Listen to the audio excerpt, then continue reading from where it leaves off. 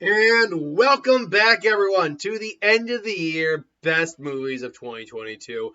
Out in January 2023, but what are you going to do? Just things get ahead of you, things get, sidetracked. But here we are. We're here. We're talking about the movies. So let's just get into it. Coming in at my number 10 movie of the year, believe it or not, is Puss in Boots, Puss in Boots, The Last Wish. Um, Look, I've seen this movie twice now, and I absolutely adore it. And I may very well see it a third time, this time with my girlfriend and friend, because they both expressed interest in seeing it after I described how much I liked the movie and described certain elements. They're like, this sounds awesome. By the way, I'm just going to see if I can. Will this? Oh, no, we're not doing that. I'm just trying to get the best lighting I can for you. Let me just take. Will that change anything? Not really. We're a little potato cam. I mean, I'm only off a webcam, so I'm always kind of a little potato cammy. I'm just looking a little bit more potato cam than usual right now. But anyway, yeah, I've seen it multiple times at this point now, and I may see it again. It's if you see my best animated film list, then you know it's my best animated film of the year. It's what a lot of animated films are trying to do with having a legitimate moral and message. But where, for instance, Turning Red I really liked, and it is in the higher end of my top animated films. Turning Red I liked. I do feel the message is a little muddled at points. Like and I've even heard people say they didn't like the movie, not because of the messaging, but because it was kind of uncomfortable the way they were kind of doing certain evident things. But things like Pinocchio, where the message is completely just bastardized. It's So the message that Puss in Boots' Last Wish is doing, or it gives, is given in a way that makes sense towards this character, makes sense to the audience. They're not talking down to you. They're not spoon feeding you anything. The lesson basically is told to the character, and then you are to like kind of interpret it from there. Like, this is what this was about ultimately. And I feel like it handles its message so well. The characters are fantastic. Even the most annoying of the characters, like a Perito, the little Chihuahua. While he's the most annoying, there might be one or two jokes where he gets a little grating, but mostly he's just sweet and adorable, and I love him. Puss is still fantastic. Kitty Softpaws, the new characters. I could watch an entire film in the Shrek universe about Goldilocks and the Three Bear Crime Family. They are fantastic. I loved those characters.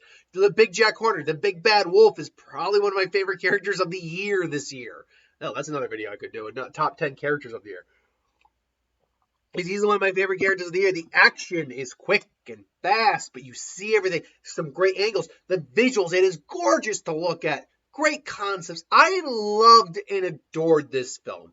Honestly, in terms of my enjoyment of a film, not necessarily what is the better film, in terms of like technicals and all that, but enjoyment of the film, this would rank a lot higher on the list if it was just on pure enjoyment alone. But it's not solely on pure enjoyment alone. So coming in at number 9, and this is where all lists are subjective, so keep an open mind.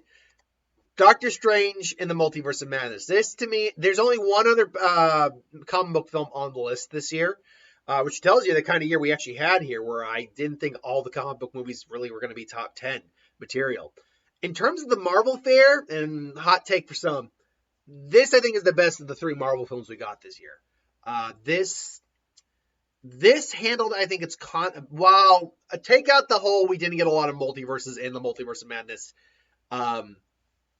very well. This, I think, handled its concept the best. Because when you really break down, and its tone the best, too. It captured what it wanted. Captured a wacky, mind-trippy, Sam Raimi horror Marvel film. And they did that in spades. Wanda is terrifying in this film. Like, I still got to redo, like, I have my list rewritten for my top MCU films. I got to still redo that video. But Wanda is terrifying. Doctor Strange is still delightfully arrogant, but also he always comes off as a bit more of the wiser individual. among like our heroes in the MCU. Um, because he understands himself well enough to know that yeah, he is a hypocrite. But he hypocrite. That's why I like that line. I'm always like, you break the rules. You're a hero. I break the rules. I'm a bad guy. It doesn't seem fair. When you watch the film and you watch WandaVision and you watch Doctor and everything these characters have done, it's like you have no. You're right. He is a hypocrite. But don't that's hypocriting on hypocriting then, because it's like you did it to play house and mind slaved a bunch of people. To play house and have your life back. He's doing it to save the goddamn world, the goddamn reality. So you know what, girl? Back the hell up. But you still buy her pain. And the fact, too, that at that point she had been partly corrupted by the Darkhold. So it made complete sense that she would not be thinking rationally at that point. At least not as rationally as she should. And then you get like the Illuminati stuff is great. That whole death sequence with them is, oh man, that was fantastic. The music note fight was so unique and inspired. And I like the idea of owning up to, and honestly, this is where I say that I think it handled its message better than any of the other MCU films that came out, because it handled the idea of basically ownership. Really, it's happiness, what it takes to be happy, and ownership. The whole idea is like, are you happy, Steven? I said, of course, I'm happy. I have the power of the gods. My brief Benedict Cumberbatch Doctor Strange impression, which honestly I didn't think was bad. But it's I think it handles that better. It definitely handles it better than Ragnarok did, because I don't even know ultimately what Ragnarok's message was. Love and Thunder. I ultimately don't know what Love and Thunder's message was. I guess learning to love and learning to hold on to love, I guess, was the message. And it does that okay. Not amazing, but okay. I like Ragnarok, by the way. I actually like it quite a bit. I could get behind a lot more of the goof than a lot of other people could, but at the same time, I understand if it bothered people. That said, and then, oh god, Black Panther's always a mixed bag for me, though, Wakanda Forever, because I get what they were going for, and they handle parts of that really well. But it just, where Shuri ends up starting in the film really made no sense to me. When you get that line, and the movie's been, by the way, I'm not going to spoil anything that's like directly out right now, but when you get that line where it's like, if I think on it too much, it's not me, the fire, this dress is going to burn, it's the world. I'm like, why? Why is the world going to burn? Like, you can't blame the world for killing your brother. Like, that's the thing. Shuri being upset and angry, not being able to move on is one thing, but her anger at the world made no goddamn sense. So, like, that's why I feel like they definitely improved on where she was at later on in the film, I don't think they handled Shuri as well as they could have. Whereas I think they handled the Doctor Strange, the Wanda storyline. I think they handled that pretty well. So great visual effects, great tone. I love that. Honestly, no joke. Doctor Strange 2 really ranked a lot higher for me than a lot of other people. I really adored it. So Doctor Strange 2 came in at number 9. Coming in at number 8 is The Northman. Now you might think from a quality standpoint this would rank a lot higher, and by all accounts it should. It's a brilliantly executed film, brilliantly well made, tackling Norse culture, very real take on Norse culture, Viking culture, all that, with combining a bit of their mythos, their legends in there as well. The acting is superb. Alexander Skarsgård could legitimate be. It has the potential to be a legitimate leading man in some really high profile films, and I mean like. Obviously, this was a high profile film, great film. Obviously, it's on my top 10. But you know what I mean, like a leading actor in like not doesn't have to be a Marvel film or comic film, but a big tentpole film. He's got that charm, he's got the look, he's got the build. This dude was ripped. I would not want to fight that guy. Like I can feel like I can handle myself pretty well in a lot of like physical confrontations, even against bigger dudes. I look at that guy, mud covered, blood covered, axes in hand, kind of like just ripped and like scary. I'm like, I'm good. I love Anya Taylor-Joy. I've quickly started to gain a bit of a crush on Anya Taylor. I'm like, there is something unnaturally beautiful about that woman. But she's also a fantastic actress. Nicole Kidman, all the acting is superb. I like the mythos stuff. Again, I will always come as like, why does your Valkyrie have braces? But whatever. It's dark. It's gritty. Again, the idea of what is real, what's not, when you're dealing with like the mythology stuff, the mythos stuff. So why does it only rank at number 8? Well, A, I enjoyed a lot of the other films more. B, though, it is a very specific toned film. There's not a lot of breathing moments. At least in the sense of you're like, getting some levity to lighten them. But no, it's very, very dour, very dirty, very grungy, very, very just kind of unpleasant to look at in a way. Beautiful, but unpleasant in many ways. And it has that tone where this is not a movie I would rewatch very often. Every other film on this list, including Puss in Boots, Doctor Strange, both I saw twice. Everything else coming on this list, I'd watch again or have already watched again. So this stands as a very well-made movie, but a movie that a very well executed movie, but a movie that I'm like, I'm good on the one time. There's only maybe 2 other films on this list I can say that about. So, and speaking of which, coming in at number 7, we have Clerks 3. I love the Clerks franchise. I love the original. I own the original Clerks. I think I own Clerks. Do I own Clerks 2? I don't know if I own Clerks 2. I should pick that up. But Clerks 2, I love the Clerks 2. That's probably even better than the original Clerks by all measure. So now you get Clerks 3, and we're like, okay, where are they at in their 40s now?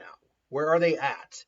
And I'm watching this, and I'm like, I'm just back with these characters I love to be with, and the issues they're struggling.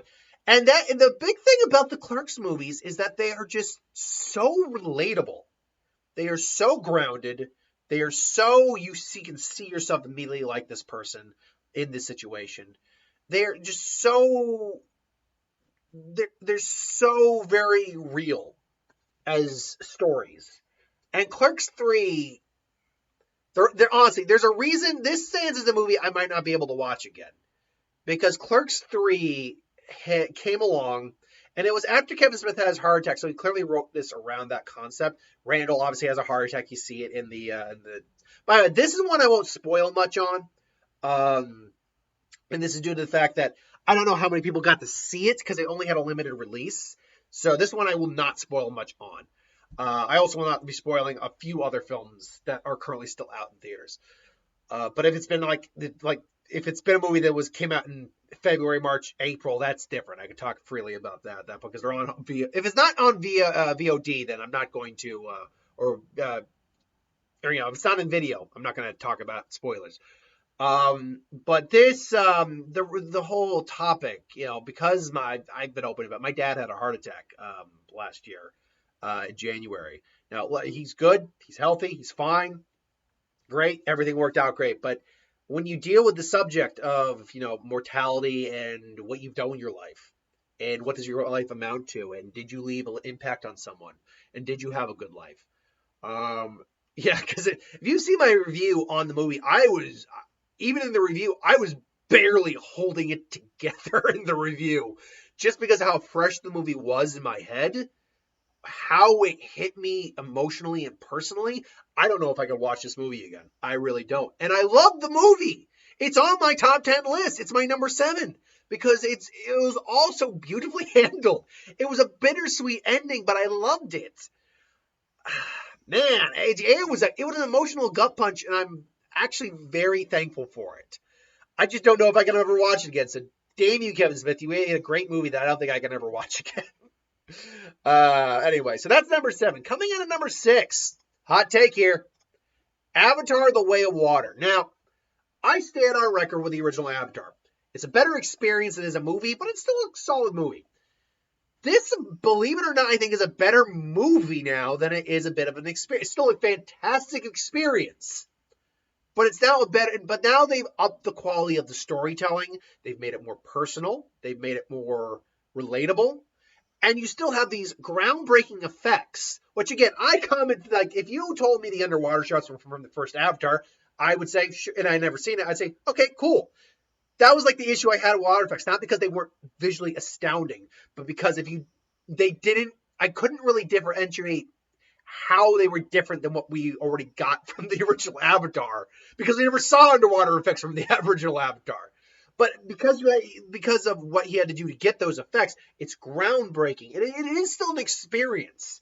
I think I commented. I do agree that, I do believe that the original Avatar had a greater build to a climax and a greater climax overall. Climax felt a bit more subdued here than the original one, because it just felt greater, because you had the sky, you had everything. Here you're on the water, which is still impressive. You still do a lot of great stuff and cool stuff and a lot of moments, but ultimately it just felt a little scaled back. But it still was an amazing experience. It still was gorgeous to look at. I was more invested in these characters than I was in the original film, and I still had some investment, but I was more invested here. So yeah, I mean, yeah, I would be remiss to put it on my top 10. I really would. It ranks not in the top 5, but just outside the top 5. And it's one of those films, like I said, I think in my box office video, that what is a film that's responsible for really starting to bring a lot more the movie going public back. Because we have been, while we've definitely had like the Doctor Stranges and stuff like that, Jurassic Worlds, except for my next one, we haven't had a lot of films that were really been bringing people who have been hesitant to come back to the theater since the pandemic back. Speaking of movies that did that, though, my number 5, we are now into the top 5, is Top Gun Maverick. Well, see, this is a movie I did see multiple times. And let me tell you, seeing this with my girlfriend who in an empty theater was a treat, because she was just like, yeah, like when Danger Jones just starts playing, because I saw it first so I could time it. Like I was like, oh wow, it's like that. No, oh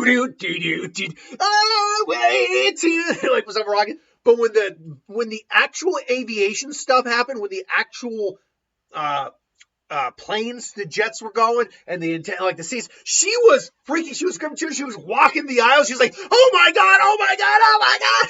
It was so great. But this is the movie that really brought a lot of people back to cinema. This is the movie. This was this is still technically the highest grossing movie of the year. Avatar's going to supplant it. It is, but it's the highest grossing movie of the year, because people just wanted to go back to that experience. This reminded us why we love the movies so much. You have a charismatic but fallible character. You have who's still great at what he does, but he's now in an age where he might be the last of his kind, the last of the true dog fighters, trying to help save the day one more time against an unknown enemy. And then you get the heart, you get the drama, you get the action, the yin yang, you get the humor, you get the charisma, you get the tension, you get the thrills, you get the will they won't they, you get Val Kilmer back. This was a movie that just made your heart sings and smiles when you see this film. I saw it twice. I caught the tail end of it the previous night, Saturday, I think, or Friday, one of the days. I caught the tail end of it a few nights ago while I got back from. No, yeah, it was Friday when I got back from Puss in Boots again for the second time. I'm like, yeah, because I'm like, okay, I want to work on some stuff. Oh, this is on. Fuck it, I'm gonna just put that on. Yeah, and I'm even looking up and I was like actually watching the film, because sometimes you just put something on in the background just to have something on in the background. Here, I'm actually paying attention, being like, damn, this is just such a good movie. And I'm a solid Tom Cruise fan. I don't over the moon love Tom Cruise, but I certainly don't hate Tom Cruise either. I'm not one of those people who bashes Tom Cruise. I like his movie. I very much do. And this is probably one of his best movies I've seen. One of the most enjoyable I've seen. And when I say Tom Cruise, I mean a movie starring Tom Cruise, not with a movie that has him in it. Because if it's a movie that has him in it, then Tropic Thunder is one of the best movies he's ever done. Period. End of story. Um, but yeah, this to me, the reason I rate this over Avatar is not because Avatar didn't do better visual effects or is like a better story. It's because this is just it's more grounded, it's more relatable. First off, but more importantly, with Avatar, I will say that I enjoyed myself, but I didn't feel the need to rush out and see it again or ever again. Really, I don't need to see Avatar 2 again. Sorry.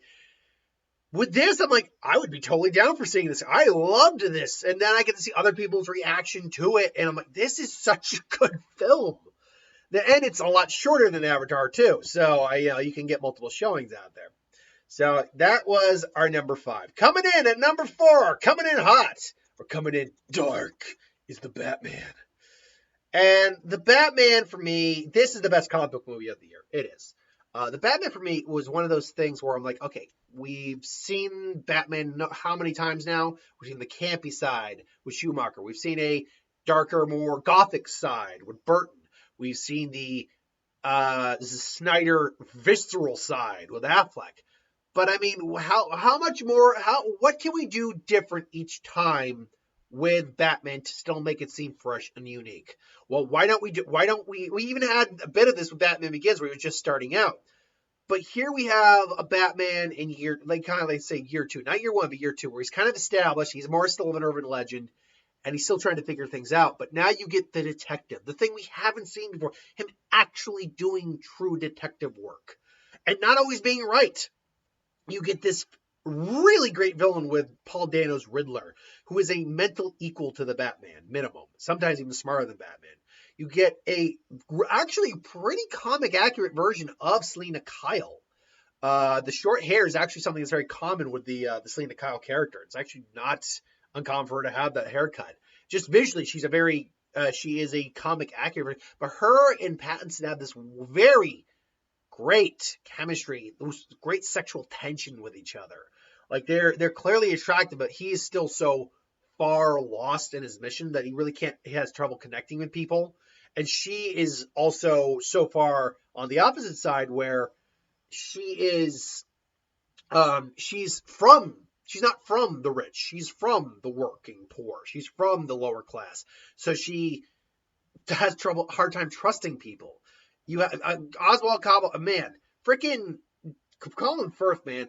They should. I hope they at least do some makeup awards for this movie, because I mean the makeup job they did with him was fantastic. The action, the tone of the movie, the feel of it is very, I wouldn't call it gothic, but is very grungy, very dirty, and it works for this tone of Batman.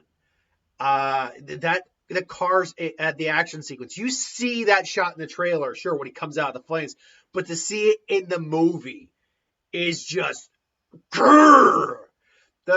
It's just, and the mystery itself of what he's ultimately planning, the Riddler, is unique. It's like you're still figuring out along with Batman. So yeah, apart from the one little Joker cameo at the end, which I don't think was necessary, if you were going, you either take it out or you keep that deleted scene in with the Joker, because otherwise it's just like, oh, we're setting up for a sequel. But honestly, no joke, I've already thought of an idea for how they could do Mr. Freeze, because they talked about trying to redo Mr. Freeze and giving him like a fair shot. Because if you notice, they did it with the Riddler. I'm not trying to crap on Schumacher, rest his soul. But the villains that didn't really get a fair shake in the original 4 Batman films were the Riddler, Two-Face, Mr. Freeze, Poison Ivy, and Bane. We've gotten a fair shake on Bane. I thought they did a pretty good job with Bane until they made him sit for Talia. But still, I thought they did a pretty good job on Bane. We got now the Riddler. We got a good solid Two-Face. Not a fantastic, but a solid Two-Face. Now we need a better version of Mr. Freeze and Poison Ivy. I mean, you don't need both of them, mind you. You don't need a repeat, but I don't know why, for some reason, I'm just going on a tangent.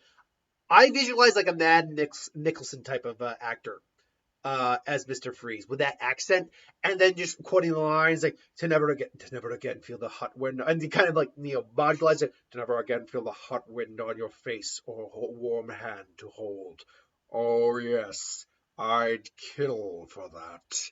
Like, but then imagine his accent a little modularized for that.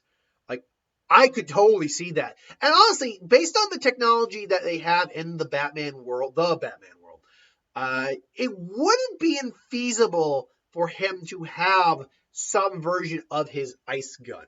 Because I mean, you have some hyperized tech a little bit with like the lenses. The lenses is a little bit of a hyperized tech. Uh, but otherwise, that's about, I think, the most hyperized tech we have there. So, I mean, you could say that he has a condition where he actually has to be like, it's not to say he has a condition where he has to be in like some sort of Sub-Zero suit is not out of the realm of possibility. Or maybe he has to stay in a cold climate until the winter comes and he starts doing his killing spree. You could easily just have a souped up liquid nitrogen gun or something like that. So it's really not that hard. And he would be a very unique opponent for Batman to have because he is someone who's doing this out of the loss of his true love and that things were done wrong and that wrong was done to him and that she was taken from him. That is I mean, not the exact same way, but that is bare bones what happened to Batman. So they could have a very interesting philosophical confrontation. Because all the Batman villains are somewhat a reflection of Batman himself, and that is kind of what Mr. Freeze reflects. So the Batman comes in at my number 4. I love the Batman. It's a great movie. And a movie I did see multiple times. A movie I didn't see multiple times, but for a while was my number 1, The Outfit. Now, this is a little film that came and went, but it is a fantastic, just small, enclosed film. It has a very small cast to it. Mark Rylance is the main character. You got a couple extra characters there. I think there's like a total of, thinking about the like main cast, 1, 2, 3, 4, 5, 6. 6 people, maybe 8 if you count the extras. 10 at most, I think. It's a very small cast, very local, just telling the story of this cutter who makes suits for people, and he knows the mob there because he's made suits for them. And what happens when things go wrong for the mob and he has to kind of play he has to play them to keep himself and his his assistant alive. So it's a fantastic. Mark Rylance is so good at this subtle acting but still getting across the emotion on his face. Then the reveal at the end of him and what his story is, like, oh, it's like the acting is super. It really feels like it could have been a play. This could easily be a play. So I mean, this is such it was something where you're watching and you're enraptured the whole time. The difference, I think, with this movie, as apart for just about almost everything else on the list, say for maybe Puss in Boots and Top Gun, is that there was never that there's moments in all the other films where you could, especially if you've seen it multiple times, you can feel a little bit of the drag starting to set in until it starts to pick up again. I never felt that with this. I was just or the last 3 films, I was just enraptured. I'm like, okay, what's gonna happen next? Is he gonna make it out of here alive? Who's gonna make it out of here alive? But I loved this movie. I loved it. But this comes into our top 3, now going into our top 2, and the second movie of the year, Glass Onion. I love a good whodunit. Knives Out, I can't remember if Knives Out was my favorite film last year. It was definitely in my top 5. Might even been in my top 3. Knives Out was fantastic. So the question is, can you follow this up and follow it out properly? Well, A, you make the character centric around Benoit Blanc the best character in the original film. And B, yes, you can. Because, I will say the one minor, itty-bitty complaint you can have about this movie, and it is something I've heard, and I kind of agree, is that the main cast of characters isn't quite as interesting as the original movie, but that is semantics. That is semantics. No, I mean, the characters, the way they interact, the way they're both all kind of, as they put it, shitheads. the who done it and why they did it. Then looking back at the film, because I watched it a second time on Christmas Eve with my girlfriend and my dad, they loved it. I was looking for reveals for when we got the reveal. I'm like, ha ha ha! I saw it this time around. I was like, wow, because you're not paying attention the first time around. Because the film makes you think one thing and then reveals another thing and then reveals more things. But yeah, I loved the character. Benoit Blanc is one of the best characters of of the last decade. He would be another one that goes right into my top 10 characters of the year list. He's just so charming, so sweet, kind of a fish out of water, but also kind of always in control to some degree. Like, he's always thinking things out, and he's always Sherlock Holmes things. All the other characters are fantastic. I loved I love Dave Bautista's like just not incel, but meninist kind of mentality. Like, he's just fun. Edward Norton is great. I loved all these characters. And again, the ins and outs and how you get there, and then when the film backtracks to when things happened, you're like, aha. So yeah, I adored this film by all means, and I might even watch it again at some point. And then finally, my number one is The Menu. This was because I remember seeing the trailers for it. I'm like, this seems interesting. Okay. I'm like, hey, honey, you want to go see The Menu? It's like, okay. It's like, yeah. It's like, this kind of looks cool. And so we sit down and we're watching it. And immediately we're laughing. Like, this is kind of funny. Like, this is actually a lot more funnier. It wasn't billed as a comedy, really. But it is like a thriller, dark comedy. And we're watching and we're like, holy shit, this is so, and like, we're just like, what the hell how the hell is she gonna get out of this? What's going on? And then he reveals the character. Ralph Fiennes deserves at least a nomination for this movie. He is so complex and like a guy who's just snapped and doesn't give a shit anymore and is going to take all his aggression out on these people who he hates. And then with no context, it is still in theaters. You can still go see it if you got it near your theater. Check your listings if you want to see it. The cheeseburger. First off, that is the best looking cheeseburger I've ever seen in my life. But the cheeseburger and what it meant, and the twist with the cheeseburger, and everything about that ending, and then everything going into the ending, and like the way this movie is structured, it's literally structured by courses, and like, oh my god, it's just, it is so brilliant. It is so unique. And people who talk about we don't get it off original films anymore, I'm like, okay, let's go down my list real quick. We have The Menu. That's an original film. That's original. It's like, well, no, it's a take on the no. Every film is a take on something else. What we're talking about is just original, like not like comic booky or anything like that. So The Menu is original. Glass Onion is technically a sequel to an already existing original film, but that's also, but if you want to count The Glass Onion, you can. If you don't, I'm not going to blame you. But then you have The Outfit. That's an original film. Then you have then you have The Northman. That's an original film. So you have 3 or 4 on my top 10 list already that are original films. And I mean, we could go through the entirety of the year real quick just to go on original films. But the idea, basically, my number one isn't a comic book film like Logan was of that year. It's not a sequel. It's an original film. And like, for instance, actually, let's look at this year, for example. Let's talk about original films coming out. Megan. It's an idea that's been done before, but it's an original film. Plane. That's an original film. I don't know what Alice Darling is, but that seems to be an original film. So is Missing, although it's a sequel, so I guess we can't count that. Then we have 80 for Brady. It's based off a true story, but that's an original film. Then we have something I think, Cocaine Bear, based on a real story, but an original film. Jesus Revolution, based on a real story, but an original film. Let's see here. We have A Snowy Day in Oakland. We have something called Champions, A Good Person. Dungeons and Dragons, based off an existing source, but an original film. Be very clear.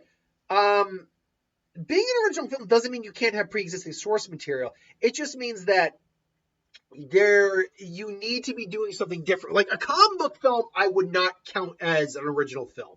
Unless it's a comic book based superhero that's being made specifically for the film, not based on any existing character. Well, then you can make an argument that's actually an original film. But Dungeons and Dragons, well, based on existing IP, has really not had any movies, good movies anyway, based on it. So I would still count that. But either way, The Pope's Exorcist, Renfield.